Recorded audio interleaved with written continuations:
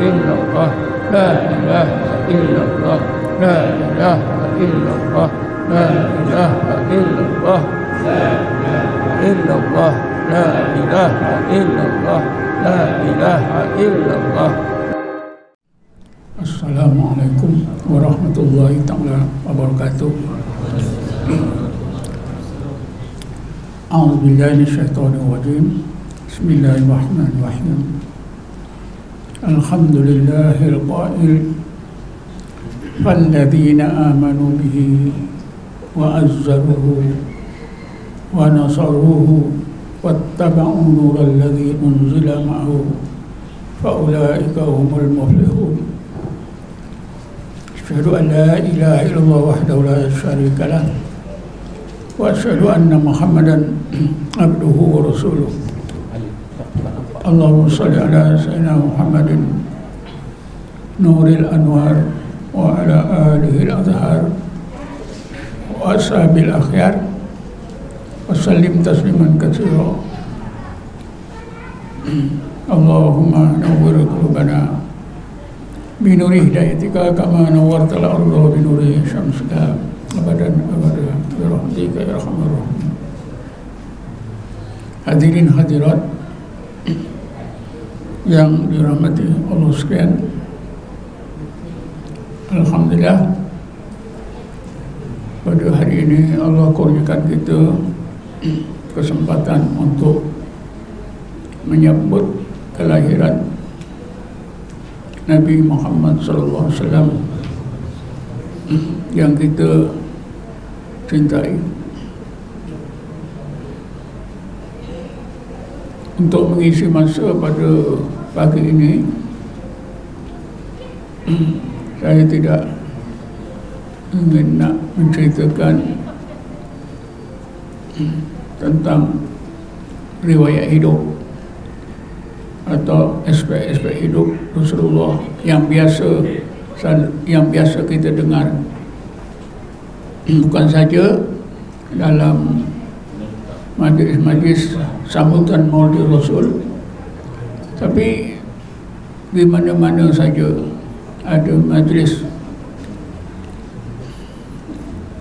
ilmu yang menyebutkan tentang diri zahir dan batin Rasulullah sallallahu alaihi wasallam. Tapi pada pagi ini saya ingin menghuraikan satu masalah yang menimbulkan khilaf, bukan dari segi hukum tapi dari segi akidah, sehingga khilaf yang berlaku di kalangan ulama di negara kita ini sudah menimbulkan tuduhan-tuduhan yang tidak sepatutnya berlaku, yaitu tuduhan sesat.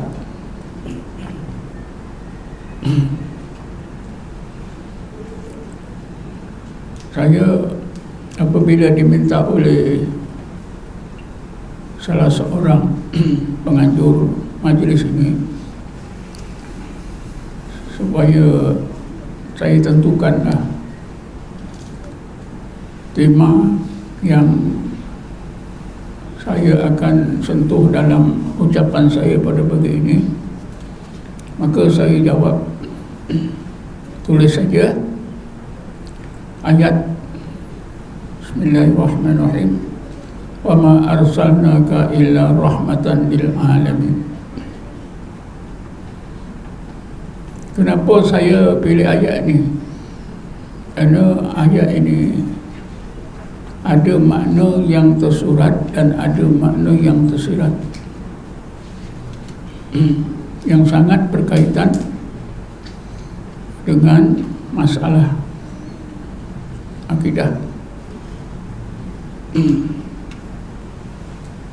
Masalah yang saya maksudkan ialah masalah Nur Muhammad. Masalah Nur Muhammad.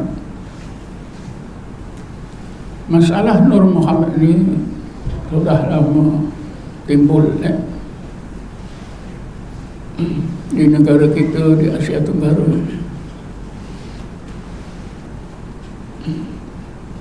Jadi sepatutnya kita tahulah garis-garis kasar atau perkara-perkara asas yang berkait dengan Nur Muhammad ini.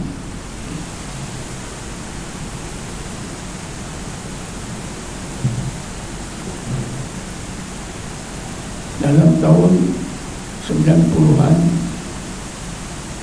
sampai awal tahun 2000,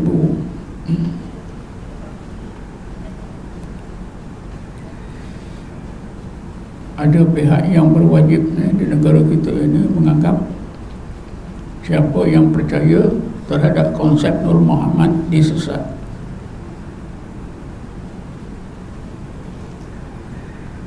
Tetapi di Jabatan Mufti Negeri Sembilan menganggap bahawa konsep Nur Muhammad itu benar. Kebetulan pada awal 2000, seorang rekan saya yang telah menerbitkan tesisnya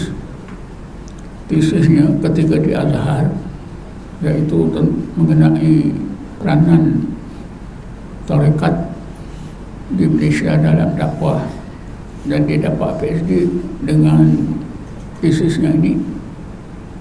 Tesis ini diterbitkan oleh Jabatan Mufti dalam bahasa Arab,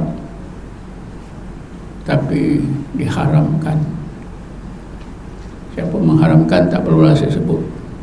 Jabatan Mufti Negeri Sembilan terbitkan, tapi ada pihak lain yang lebih tinggi mengharamkan.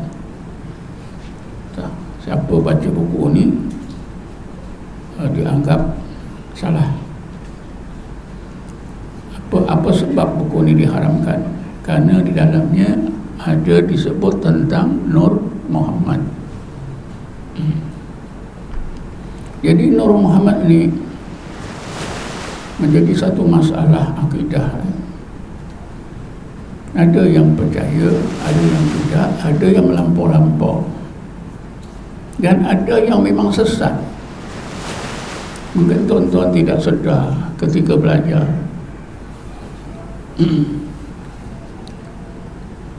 Saya sejak dulu lagi, sejak remaja, ada terbaca buku Hikayat Nur Muhammad. Ada tak? Ada tak? Tak ada. Tapi saya terbaca Hikayat Nur Muhammad. Dalam buku Hikayat Nur Muhammad ni memang banyak perkara-perkara yang salah. Malahan dalam cerita-cerita maulud di kalangan setengah orang yang belajar tasawuf, ada cerita-cerita yang sangat ganjil, sangat bertentangan dengan akidah. Apa dia? Nur Muhammad ini dengan Allah Ta'ala main sorok-sorok. Main sorok-sorok tahu tak? Budak-budak. Yang seorang menyuruh dia dipilih di satu tempat, yang seorang cari. Jadi Nur Muhammad dengan Allah itu main sorok-sorok. Allah cari Nur Muhammad cari Allah. Itu kan perkara yang memang tak betul, berlawanan dengan akidah. Tapi kita kembalilah kepada apa itu persoalan ini dengan melihat dalil-dalil. Ada tak dalil tentang Nur Muhammad ini? Ini sangat penting. Saya nak cerita sikit lah. Akhirnya di Jabatan Mufti Negeri Sembilan pada tahun 2004, masa itu Datuk Mufti ialah almarhum Datuk Muhtabar Haji Ahmad. Di dalam seminar tasawuf 2004 itu, antara tajuk yang dibincangkan ialah Nur Muhammad. Kertas kerja tentang Nur Muhammad ini yang menulis ialah Naib Chancellor, bekas Naib Chancellor Universiti Azhar, iaitu Dr. Omar Hashim. Dan ini adalah kertas kerjanya yang dicetak, Nur Muhammad. Kemudian Profesor Omar Hashim ini menulis sebuah buku yang hampir 200 muka tentang Nur Muhammad, lanjutan daripada kertas kerja ini. Jadi kita balik semula tadi, Nur Muhammad ni ada tak dalilnya yang jelas dalam Quran, dalam Sunnah. Di dalam Quran, ini dalil dalam Quran, Allah Subhanahu Wa Taala berfirman. Firman ini ditujukan oleh Allah kepada orang-orang Yahudi di Mekah. Bismillahirrahmanirrahim. Qad ja'akum minallahi nurun wa kitabun mubin. Wahai orang-orang Yahudi, telah datang kepada kamu satu nur dan sebuah kitab yang nyata kebenarannya. Di dalam ayat ini ada kalimah nurun. Kalimah nurun ini ditafsirkan oleh semua ahli tafsir dengan tafsiran Muhammad sallallahu alaihi wasallam. Nurun di dalam ayat ini, saya ulang lagi sekali, ditafsirkan oleh semua ahli tafsir Nabi Muhammad sallallahu alaihi wasallam. Jadi ayat ini adalah dalil yang jelas, kalau kita sebut qat'i, bahawa Nur Muhammad itu, konsep Nur Muhammad itu memang ada dalam Islam, karena Allah sebut di dalam ayat ini. Dan di sana ada sekurang-kurangnya 2 ayat yang lain yang tak perlu saya sebutkan, cukuplah dengan satu. Laqad ja'akum minallahi nurun wa kitabun mubin. Tapi golongan yang menolak Nur Muhammad itu menafsirkan nur di situ bukan Nabi Muhammad. Sedangkan ahli tafsir, semua ahli tafsir mengatakan nur di situ bermaksud Muhammad sallallahu alaihi wasallam. Tapi ada orang, ada ulama yang tidak mau menerima konsep Nur Muhammad, ditafsirkan dengan lain tafsiran. Nur agama yang dibawa oleh Nabi Muhammad, nur kerasulan Nabi Muhammad sallallahu alaihi wasallam. Jadi sebut secara umum, lepas itu kitabun mubin itu secara khusus. Tapi ini menyalahi tafsiran ahli tafsir. Jadi kita nampak tak di sini, kalimah nur di sini sudah menerbitkan satu khilaf, yaitu antara golongan ulama yang menerima wujudnya konsep Nur Muhammad dengan mereka yang menolak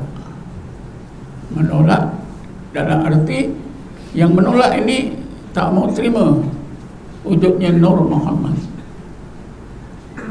Sebab itu mereka menafsirkan nur di situ adalah nur risalah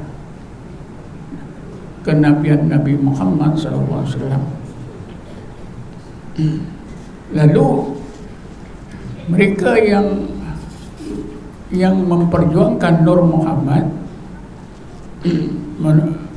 menolak pandangan orang yang tak menerima ini. Sebab apa? Yang pertama, semua ahli tafsir menafsirkan nurun di situ ialah Muhammad sallallahu alaihi wasallam. Kedua, maknanya konsep Nur Muhammad ini ada dalilnya dalam Al-Quran. Dalam hadis ada tak? Di dalam hadis ada. Tapi hadis ini dipertikaikan kebenarannya. Apakah bunyi hadis ini? Hadis ini Rasulullah SAW pernah bersabda kepada seorang sahabat yang bernama Jabir. Rasulullah SAW bersabda, awalu ma khalaqallahu nura nabiyyika min nurihi ya Jabir. Awalu ma khalaqallahu nura nabiyyika min nurihi ya Jabir.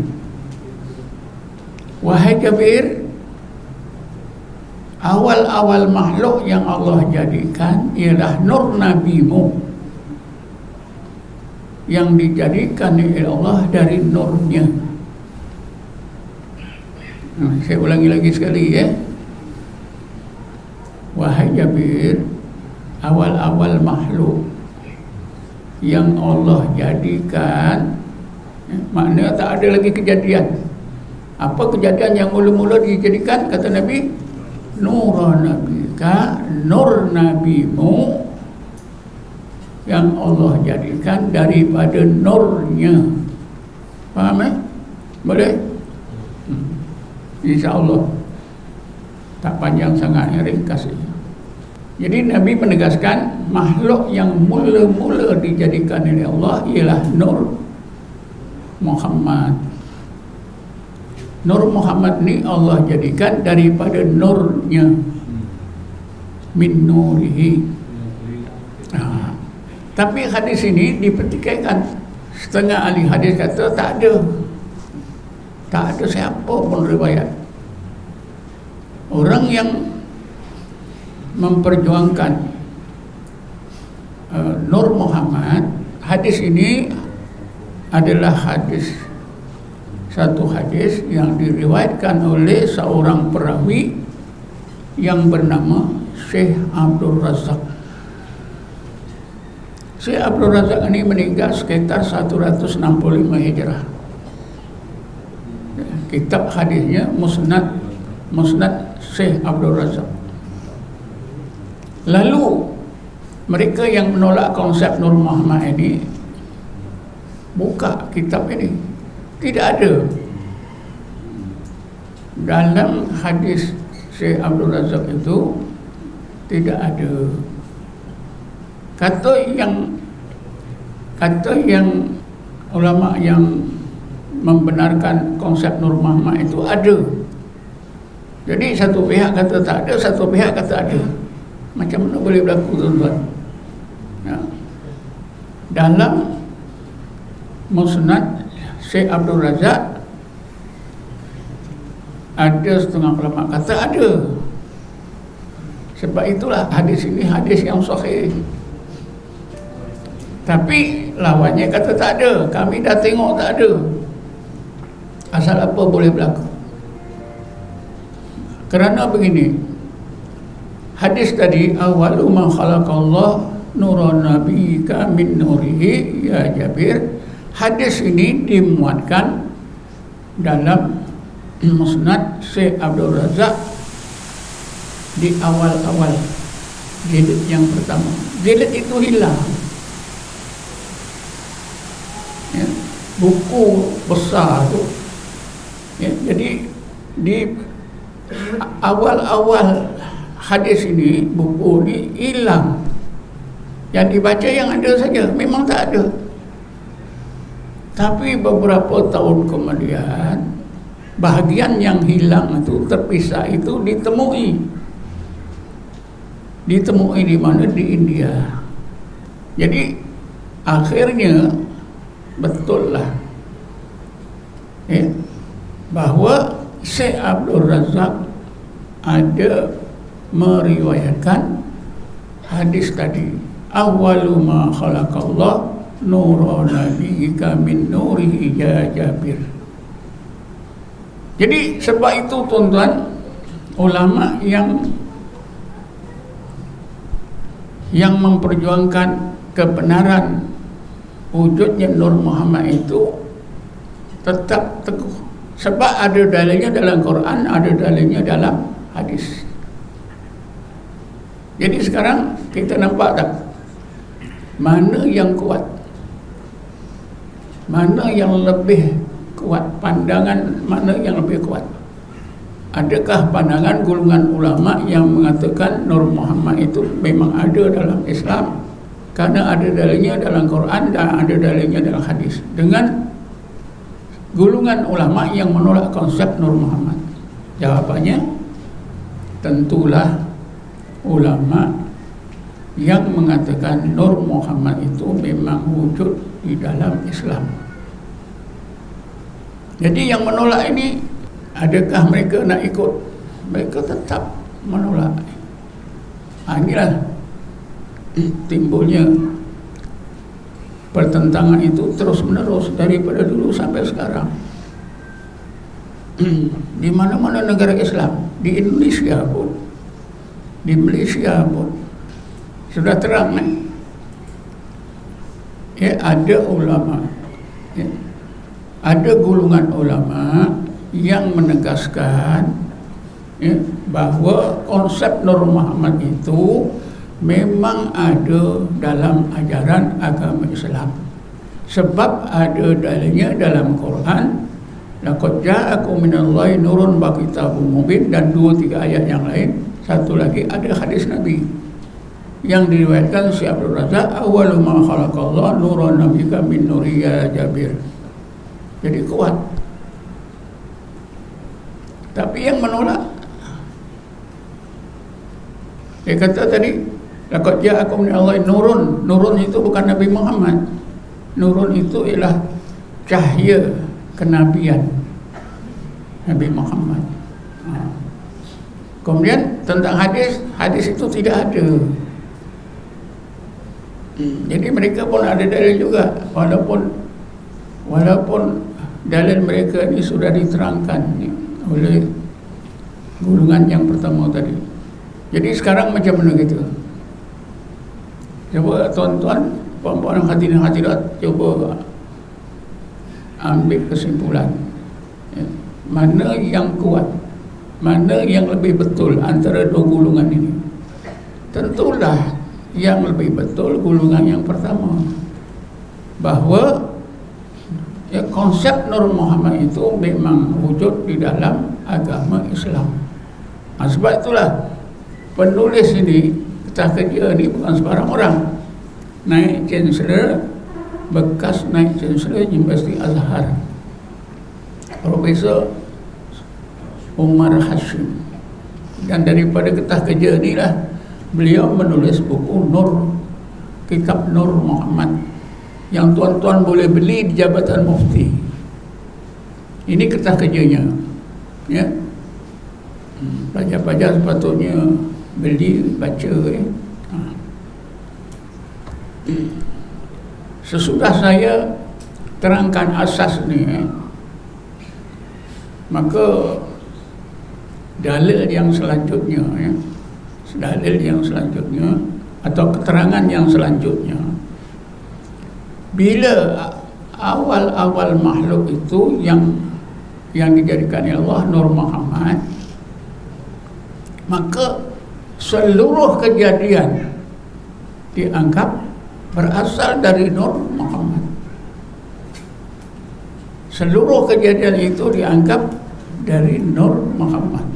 Sebab itulah ulama yang memperjuangkan konsep Nur Muhammad ini menggunakan juga dalil ayat tadi ya. Bismillahirrahmanirrahim. Wa ma arsalnaka illa rahmatan lil alamin. Wa ma arsalnaka illa rahmatan lil alamin. Alamin itu apa dia? Alam, seluruh alam itu apa dia? Seluruh alam itu maknanya mahasiwa Allah. Yang lain daripada Allah itu seluruh alam. Alam itu ialah selain daripada Allah. Jadi Nabi Muhammad itu dianggap, ditegaskan oleh Allah, rahmat bagi seluruh kejadian. Jadi ulama yang memperjuangkan wujudnya Nur Muhammad dalam agama Islam, ini juga dalil. Ini juga dalil yang menunjukkan bahawa asal kejadian, seluruh kejadian itu berasal daripada Nur Muhammad. Bila seluruh kejadian itu berasal dari Nur Muhammad, maka disebut oleh Allah rahmatan lil alamin. Ini bukan tafsiran saya, jangan cakap saya bercakap. Saya mengulas balik apa yang dicakapkan oleh ulama yang mempertahankan konsep Nur Muhammad wujud di dalam agama Islam. Tetapi ulama yang menolak konsep Nur Muhammad baca juga ayat ini, tapi mereka ni tak nampak tafsiran yang tersirat. Yang mereka nampak yang tersurat. Semut pun dapat rahmat, pokok-pokok pun dapat rahmat, ikan di laut pun, binatang di darat pun dapat rahmat. Yang zahir saja. Tapi yang tersirat mereka tak nampak. Ulama yang yang mempertahankan wujudnya Nur Muhammad nampak dalil yang tersirat di dalam ayat ini. Wa ma arsalnaka illa rahmatan lil alamin. Apa makna alamin? Selain daripada Allah dapat rahmat. Kenapa dapat rahmat? Karena seluruh kejadian itu berasal daripada Nur Muhammad sallallahu alaihi wasallam. Ya, ingatnya ini bukan tafsiran saya, bukan ajaran saya, tapi ajaran yang disampaikan oleh ulama yang menegaskan bahawa konsep Nur Muhammad itu memang terdapat dalam ajaran Islam. Faham nanti jangan babak sebabkan Dr. Jahid ajar gini-gini, bukan. Saya menyampaikan saja. Dan memang munasabah, memang munasabah. Cuma nanti kesimpulannya tuan-tuan pilihlah mana. Nak tolak Nur Muhammad ke, nak terima ke. Tapi kalau tolak dah tak boleh, sebab ada dalil Quran, ada dalil hadis. Kemudian tuan-tuan, hadis tadi, awwalu ma khalaqallah nurun nabika min nuri ya jabir. Jadi ulama yang menolak konsep Nur Muhammad ini, dia bagi dalil hadis juga. Dalam hadis menegaskan Allah jadikan makhluk yang pertama ialah kalam. Ada mengatakan aras, ada mengatakan itu ini. Ini dijawab oleh ahli hadis. Antara yang menjawabnya ialah seorang ahli hadis yang bernama Syekh Ajaluni. Tuan-tuan tak pernah dengar. Pernah dengar tak Syekh Ajaluni? Tak pernah dengar. Syekh Ajaluni ini seorang ahli hadis. Beliau ada menulis beberapa kitab hadis. Antara kitab hadis yang ditulis kecil saja, kitab hadis ini dinamakan Kasful Khafa. Kasfu itu kasyaf, pencerahan apa yang tersembunyi. Maknanya dalam kitab hadis ini dipilih hadis-hadis yang selalu mendatangkan perselisihan. Syekh Ajaluni terangkan dalam kitab ini antara hadis yang diterangkan oleh beliau ialah awwalu ma khalaqallah nurun nabiyika min nurihi ya Jabir. Kata si Ajaluni, ya, awal-awal yang Allah jadikan ialah nur Nabi Muhammad SAW. Ini tidak berlawanan dengan hadis lain yang menyebutkan awal-awal kejadian ialah kalam, awal-awal kejadian ialah aras, awal-awal kejadian ialah air dan sebagainya. Kata Syekh Ajaluni, ya, hendaklah dilihat awal kejadian ialah Nur Muhammad itu min jinsihi, maknanya dari jenis nur yang mula-mula dijadikan oleh Allah, Nur Muhammad. Jadi dari jenis kalam, awal-awal yang dijadikan ialah kalam. Jadi kerana itu maka selesai. Hadis-hadis itu tidak berlawanan. Kenapa? Mereka yang nampak berlawanan itu tak faham. Yang memahami, yang dapat memahami hadis yang berlawanan ini tidak berlawanan.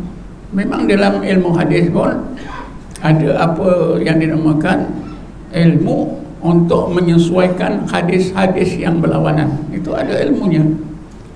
Syekh Ajaluni kata min jinsihi, maknanya kejadian nur itu yang mula-mula Nur Muhammad. Kejadian tentang yang sejenis dengan kalam itu kalam. Faham tak? Jadi tidak berlawanan.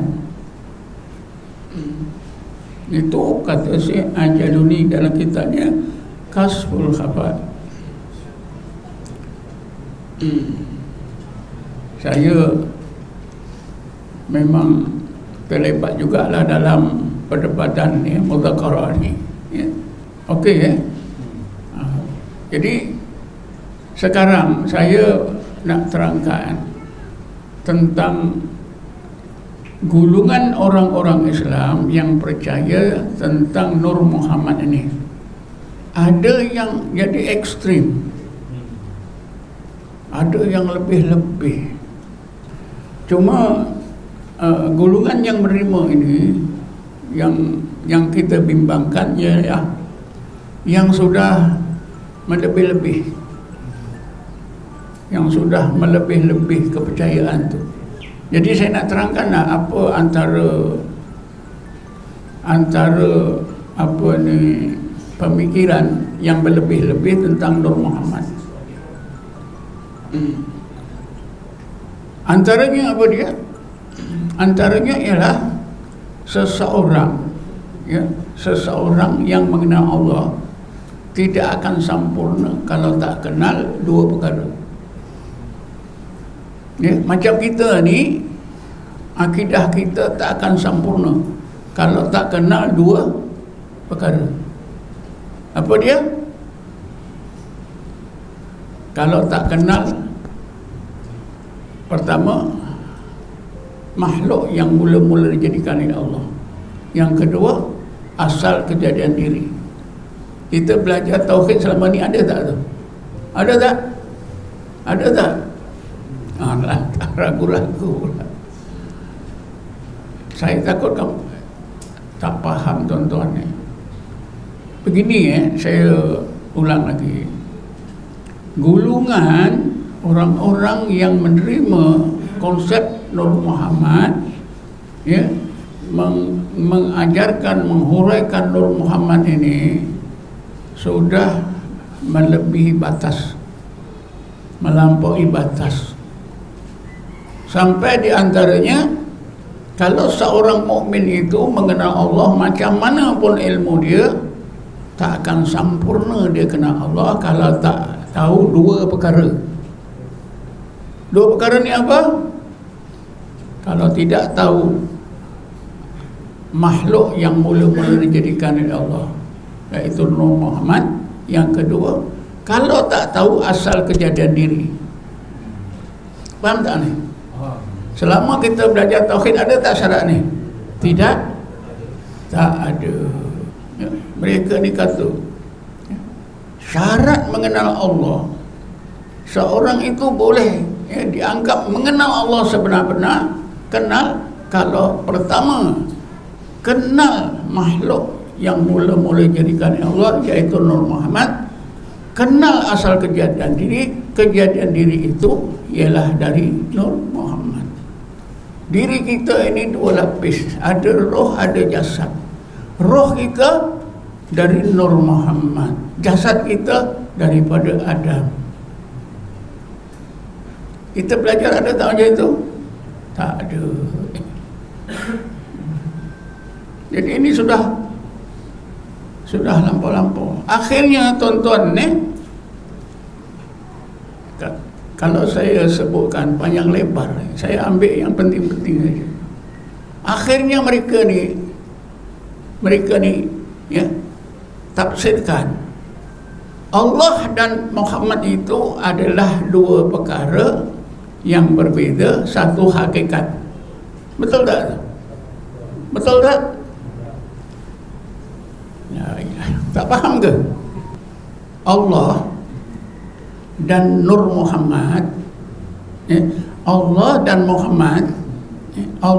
Muhammad adalah dua perkara yang berbeza tapi satu hakikat. Betul tak ni? Betul tak? Salah lah. Muhammad itu makhluk, Allah itu khalik.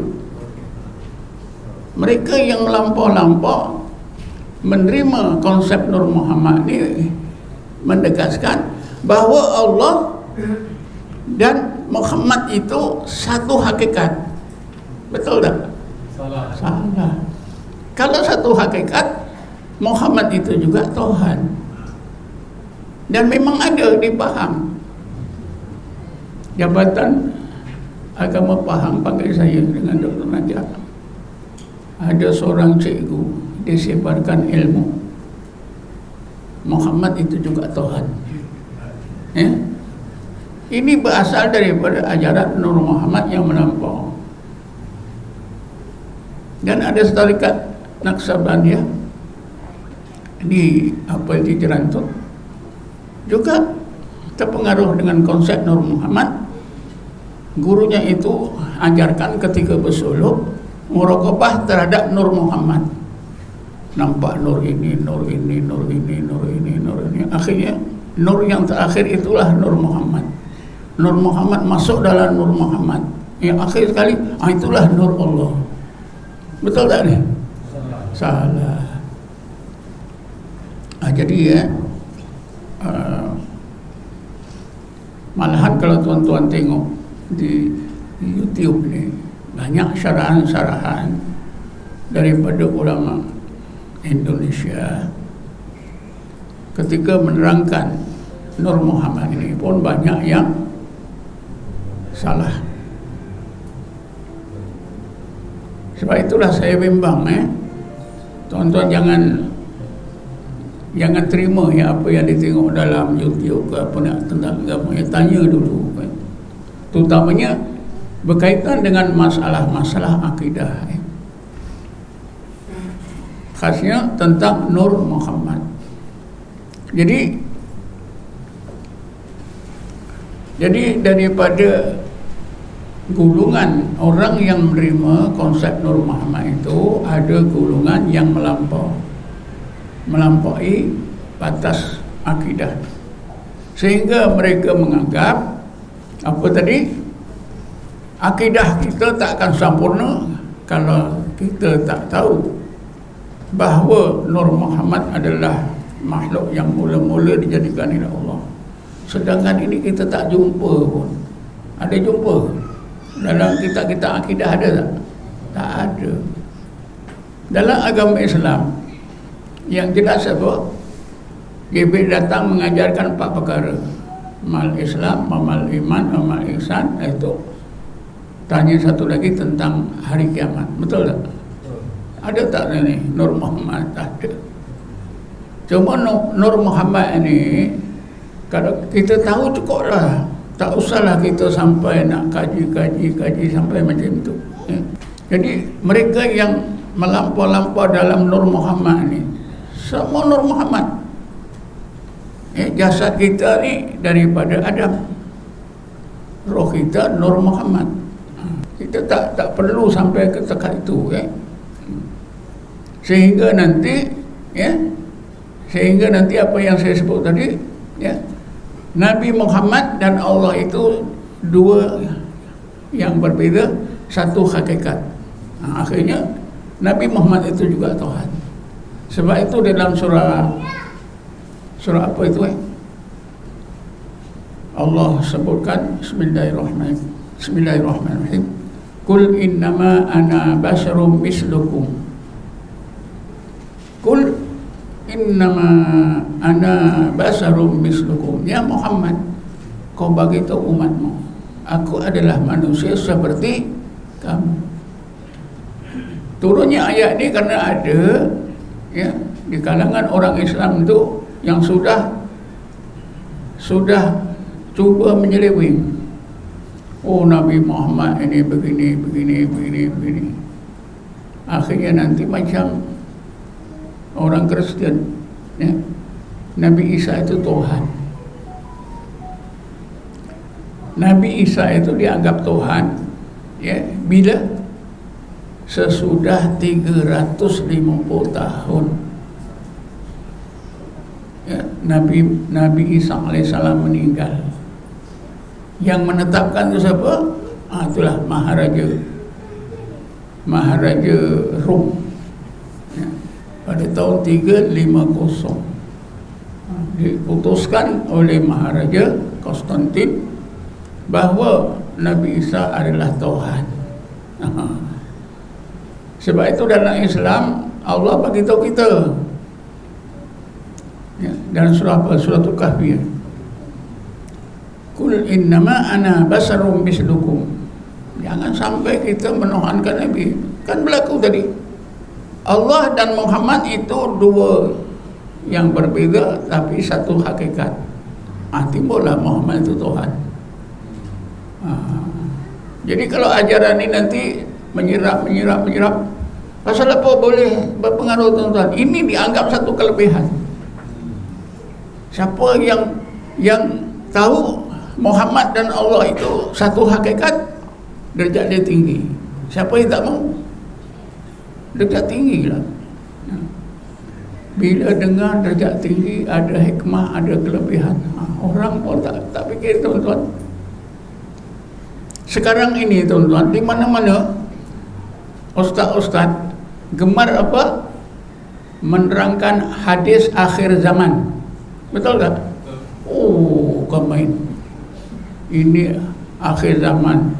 Karena Nabi kata, umur dunia ni, umur manusia tidak akan melebihi 15 kurun. Dan kita ini sudah tahun 1442. Betul tak? Ini kita dah nak kiamat ini. Dalam Quran Allah dah beritahu dah. Hanya Allah yang tahu masa hari kiamat. Betul tak? Jadi orang dah sampai ada satu gulungan, satu gulungan masyarakat kita, ini satu gulungan betul ni, ramai yang bercerita dengan saya, Ustaz dah bersedia ke? Sedia apa? Imam Mahdi nak datang. Kami dah sedia dah. Kami masing-masing dah ada pedang Imam Mahdi. Di Gombak ada satu apa itu, guru tarekat segeralah, segera guru tarekat segera. Pasal apa? Gurunya mati, dia terus jadi isik. Itu dia mengaku wali kutub. Satu hari dia telefon saya, Ustaz, saya dapat duit 9 juta, 3 juta untuk Ustaz. Dari mana Haji dapat duit 9 juta? Dari Allah. Sekarang ni duit itu kat Labuan, bila-bila kita boleh ambil. Saya akan bagi Ustaz 3 juta. Haji, janganlah cakap karut. Nabi pun tak dapat harta macam tu. Ini betul. Mahathir masa itu, Perdana Menteri Mahathir. Mahathir sains je kita boleh ambil bila-bila. Kenapa pula Mahathir sains kata dah bagi pada haji? Sebulan lepas itu dia telefon lagi, Ustaz datanglah ke surau saya sekian-sekian hari. Untuk apa Ji? Ada majlis penyerahan pedang Imam Mahdi pada saya. Ini dah. Tapi baik juga hamba Allah ni tak umur panjang. Dia belum sempat menerima pedang Imam Mahdi, dia meninggal. Jadi begitulah tuan-tuan ni. Bila sesuatu tu ya diceritakan ni kelebihannya begini nanti orang jadi tertarik hati tentang Nur Muhammad beginilah. Jadi itulah yang ya, kita terima secara asas saja. Memang betul Nur Muhammad itu ada, cukuplah. Jangan nafikan, jangan tolak. Lepas tu kita tak perlu belajar. Saya belajar agama ni dah berpuluh tahun. Dengan Nur Muhammad ni pun itulah ya.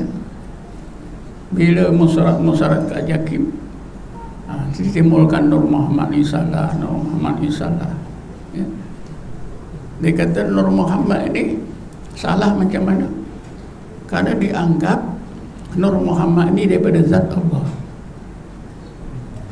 Apa dalilnya? Itulah Awalu ma khalaqallah nura nabiyyika min nurihi. Min nurihi itu min zatihi. Sebenarnya ayat-ayat Quran tu tuan-tuan naklah ditafsirkan dengan betul ya? Bukan boleh tafsirkan begitu saja, tahu bahasa Arab tak boleh gitu. Dia ada cara ya. Min nurihi ya. Dalam Quran Bismillahirrahmanirrahim. Fa idza sawaituhu fa nafakhtu fihi min ruhi. Ini ayat tentang apa? Fa idza sawaituhu fa nafakhtu fihi min ruhi. Ini ayat tentang apa ni? Ini ayat Quran yang menjelaskan bahawa bila Adam alaihissalam itu dijadikan oleh Allah, siap dijadikan tubuh badan ya, maka Allah kata fa nafakhtu fihi min ruhi, maka aku tiupkan dalam Adam itu rohku. Jadi orang yang percaya tentang Nur Muhammad itu sudah salah tafsir.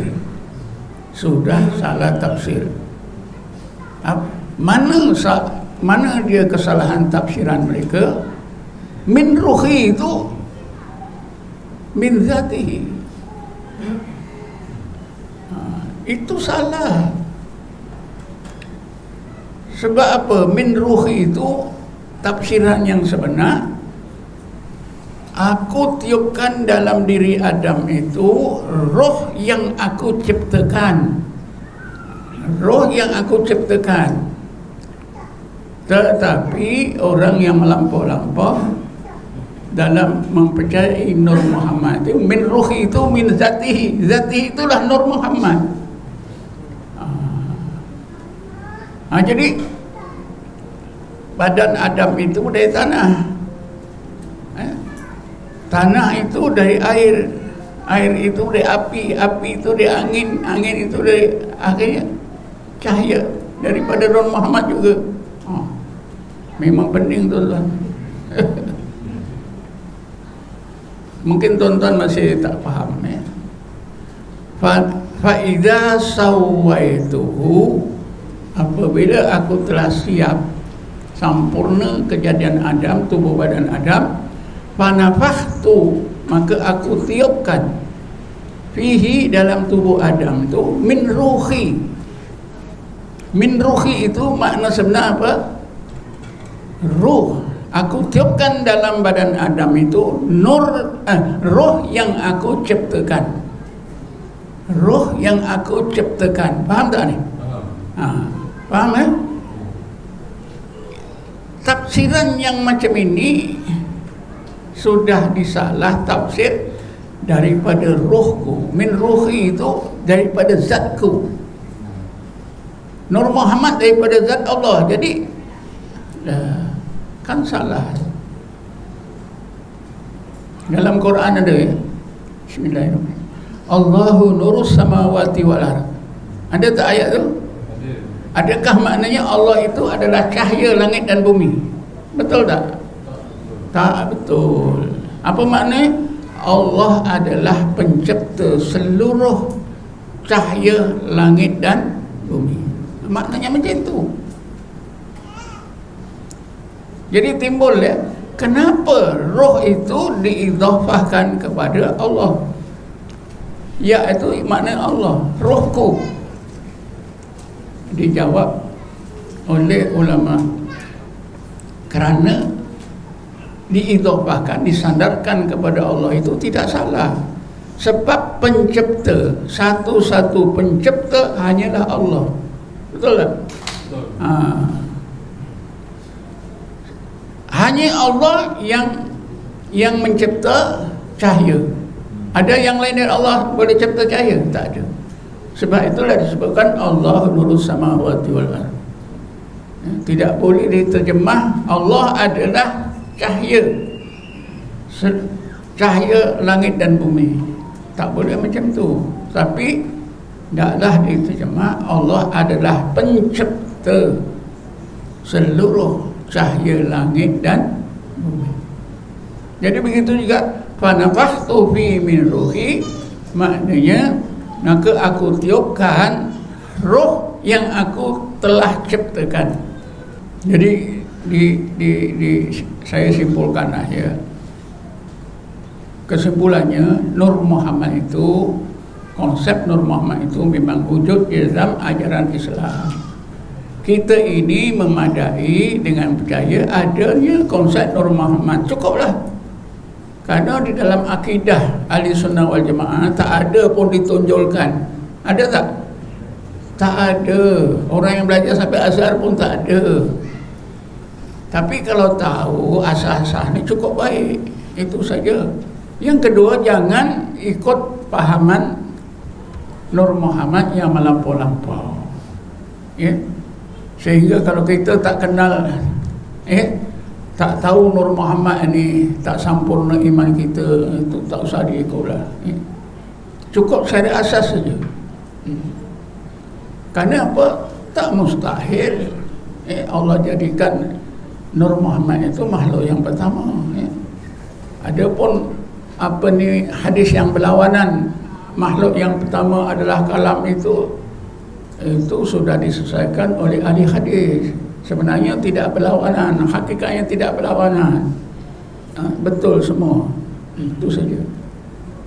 Jadi saya fikir hadirin hadirat faham. Ya. Jadi bila-bila pun kalau tuan-tuan mendengar orang terangkan konsep Nur Muhammad ini, kita fahami secara sederhana. Jangan terima sampai macam tu ya. Sampai Allah dan Muhammad itu dua perkara yang berbeza tapi satu hakikat. Akhirnya Muhammad itu juga Tuhan. Kalau menganggap Muhammad itu juga Tuhan, percaya, itu akidahnya kuat. Itu derajatnya tinggi, hampir pada Allah. Itu tak boleh diikut. Kerana ini sudah timbul. Siapa yang selalu terjerumus pada ini konsep Nur Muhammad yang melampau? Jawabannya ialah mereka yang belajar hakikat, ilmu hakikat insan, ilmu hakikat diri, ilmu rahsia insan, berdasarkan kepada ungkapan man arafa nafsahu faqad arafa rabbahu. Jadi nak kenal diri itu sampai nak kenal kejadian kita ni daripada Nur Muhammad. Macam tu. Jadi mereka yang selalu terjebak dalam konsep Nur Muhammad yang melampau ialah mereka yang belajar mengenal hakikat diri. Ilmu mengenal hakikat diri ni ada di Asia Tenggara je. Ada di mana? Asia Tenggara je. Negara Arab tak ada. Tanyalah Ustaz Najak siapa-siapa yang belajar Timur Tengah. Tak ada di sana. Pergi Yaman ke, pergi Maghribi ke, tak ada. Sebab itulah punca ajaran melampau-lampau ini ialah ilmu hakikat diri, seperti buku Hakikat Insan yang dikarang oleh Haji Ahmad Laksamana di Kota Baru. Satu lagi Rahsia Insan yang dikarang oleh Haji Muhammad Asad. Kalau kita baca itu nanti ada, dalam itu ada konsep Nur Muhammad ya. Jadi ada siapa nak bertanya? Kalau tuan saya ada dengar satu itu dalam bentuk YouTube, dia kata apa nama, Nur Muhammad dengan Allah Ta'ala ni tidak sama tapi ada kebersamaannya. Macam itu cakap tu betul tak? Contohnya dia kata dia buat contoh macam orang main papet tu, yang bergerak tu dia kata tangan, tapi suara tu suara orang yang belakang tu kata. Jadi dia macam tu lah, Nabi tu macam tu lah. Pertama kias tu tak betul. Lagipun akidah tak boleh dikias-kias. Yang kedua, jawapannya sudah ada. Apa jawapannya? Suratul Ikhlas. Qul huwallahu ahad, Allahu samad, lam yalid wa lam yulad, akhir wa lam yakun lahu kufuwan ahad. Habis. Betul tak? Kalau orang bercakap-cakap ni sama-sama baca ayat itu. Wa lam yakun lahu kufuwan ahad. Orang Wahabi kata Allah di aras. Kita jawab alam yakun lahu kufuwan. Kalau Allah di aras, maknanya Allah itu jenis jisim. Sebab itu Wahabi itu mujassamah. Yang ambil tempat tu mesti ada jisim kan? Betul tak? Jisim, arad. Allah bukan jisim, Allah bukan arad. Sebab itu dia tak perlu tempat, tak perlu zaman. Jadi tadi tu saya dengar lah, maknanya tak sama tapi ada kesamaan. Sebab dalam surah Qul Ahad tu, Qul kata kan, Wallahu. Jadi itulah yang kata wa tu Muhammad, Allah tu Allah lah. Jadi itu yang dia kata. Itu sebabnya dia dekatkan tu. Jadi memang ada, tapi tafsirannya bukan macam tu. Bukan maknanya Allah tu Muhammad, Ahmad tu Allah. Jadi saya pun kalau tafsiran begini ada, kenapa huwa itu dulu? Huwa itu orang yang kita tak kenali. Itu menunjukkan ya bahawa makhluk asalnya tak kenal. Sebab itu disebut huwa. Sebab itu dalam ajaran ilmu hakikat insan ni, nama Allah itu 100, yang kita belajar 99. Nama yang ke-100 itu huwa itulah. Huwa tu. Tapi tafsiran setengah ulama, kenapa disebut Qul huwa Allah? Kenapa tak Allah terus? Itu menunjukkan asalnya Allah itu tak dikenali. Sebab itu huwa. Ya. Ada satu hadis kursi, kuntu kanzan mahfiyan fa akhbabtu an u'rafa fa khalaqtu khalqi wa bihi ya'rifuni. Aku adalah perbendaharaan yang sangat tersembunyi. Maknanya Allah itu tak ada dikenal asalnya. Itulah huwa. Huwa kan lil ghaib kan. Betul kan? Ganti nama huwa tu lil ghaib. Lil ghaib. Jadi maknanya sebab itulah digunakan huwa.